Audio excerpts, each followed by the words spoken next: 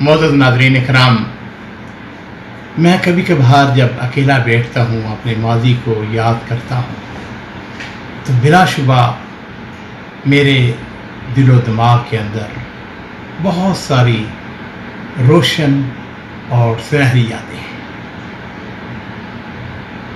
ابھی میری شادی نہیں ہوئی تھی، یہ 1981 کی بات ہے۔ سعودی عرب ریاض کا ایک محلہ ہے جس کا نام حی الوزارات ہے، وہاں پر ایک گھر میں مقیم تھا۔ میرے گھر کے قریب مسجد تھی اور میری جو چارپائی تھی وہ بالکل ونڈو کے ساتھ تھی، اور فجر کی نماز اللہ کا شکر میں عموماً الحمدللہ باجماعت پڑھتا تھا۔ کبھی کبھار ایسا ہو جاتا کہ اگر سستی ہو جاتی تو ہمارے جو وہ امام صاحب تھے وہ بڑا خوبصورت قرآن پڑھتے تھے اور لمبی قرات کرتے تھے۔ اور چونکہ میری چارپائی ونڈو کے ساتھ تھی تو کانوں میں جب ان کی آواز پڑتی تو اٹھتے اور الحمدللہ وضو کر کے بڑے آرام سے جماعت مل جاتی۔ ایک دن عزیزو ایسا ہوا کہ میں عشاء کی نماز اپنی اس مسجد میں پڑھنے کے لیے گیا۔ جب جماعت ختم ہوئی تو ایک دبلا پتلا، لمبی ان کی داڑھی، شیروانی ان نے پہنی ہوئی، سر پہ کروکلی یہی جس طرح میں نے پہنی ہوئی ہے، ایک صاحب کھڑے ہوئے بڑے معزز۔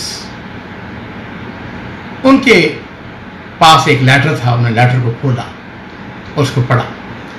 اس کے اندر لکھا ہوا تھا کہ کراچی کے اندر جامعہ ابی بکر بن رہا ہے، اور یہ خط عصر حاضر کی ایک بہت بڑی عظیم شخصیت شیخ عبدالعزیز بن باز رحمہ اللہ ان کی طرف سے ایک خط تھا، اور انہوں نے مسلمین سے، نمازیوں سے یہ سفارش کی ہوئی تھی کہ اس جامعہ کے ساتھ تعامل کیا جائے۔ ناظرین اکرام، ابھی انہوں نے وہ لیٹر پڑھا تو اس کے ساتھ ہی ان کے اوپر ریالوں کی بارش ہو گئی، کپڑا بچھا دیا گیا اور لوگوں نے بڑھ چڑھ کے حصہ لینا شروع کیا۔ الحمدللہ میں بھی حسب توفیق ان لوگوں میں سے شامل تھا جس نے اپنا کچھ حصہ ڈالا۔ دیکھتے ہی دیکھتے نوٹوں کا ڈھیر لگ گیا۔ جس وقت وہ سلسلہ ختم ہوا تو ہم نے وہاں پہ بیٹھ کے اس کو گننا شروع کر دیا۔ میں بھی ان لوگوں میں شامل ہو گیا جنہوں نے وہ گننے شروع کیے یا ان کو تہ لگانے شروع کی۔ بہرحال جب لوگ چلے گئے تو میں نے ان کے ساتھ ہاتھ ملایا، اپنا تعارف کرایا۔ اس وقت ابھی دارالاسلام نہیں بنا تھا، میں 81 کی بات کر رہا۔ میں نے ان کا نام سنا ہوا تھا۔ میں نے ان سے پیشکش کی کہ میرے پاس موٹر سائیکل ہے، اگر آپ چاہیں تو میں آپ کو جس جگہ آپ جانا چاہتے ہیں آپ کو چھوڑ دوں۔ اس دن تو انہوں نے خیر پیشکش کو قبول نہ کیا، لیکن ہم نے ایک دوسرے کا ٹیلی فون نمبر لے لیا اور اس کے بعد رابطے شروع ہو گئے۔ جلد بعد ہی میری شادی ہوگی، میری اہلیہ فوراً ہی آ گئی، میں نے اپنا علیحدہ گھر لے لیا، اور اس کے بعد شیخ صاحب رحمہ اللہ میرے پاس ٹھہرنے لگے۔ شیخ صاحب جو تھے وہ جماعت مجاہدین سے متاثر تھے، اور میں بھی ان لوگوں میں سے تھا جو کہ جماعت مجاہدین سے متاثر تھا۔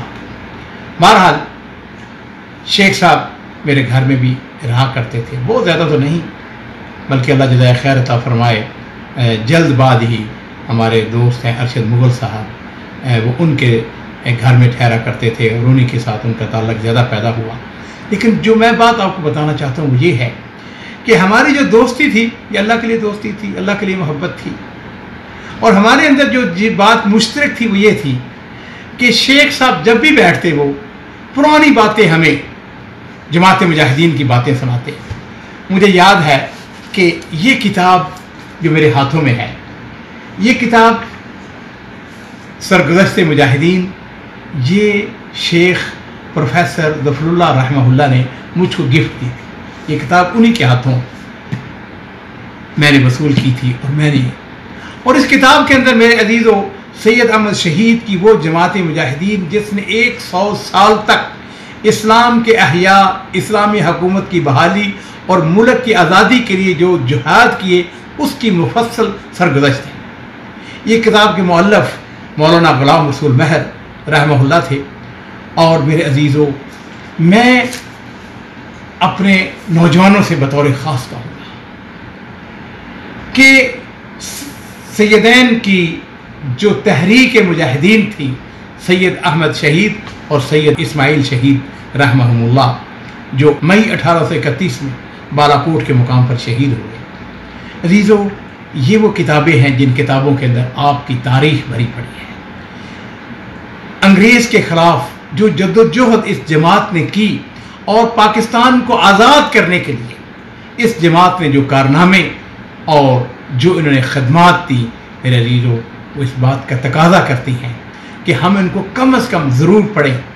میرے بس میں ہو تو میں اپنے نوجوانوں سے کہوں، اپنے ساتھیوں سے کہوں کہ ان کتابوں کو سلیبس کا حصہ بنایا جائے، ان کو تھارولی پڑھا جائے اور دیکھا جائے کہ کس طریقے سے ان لوگوں نے قربانیاں دی۔ یہ پاکستان ایسے نہیں بن گیا تھا۔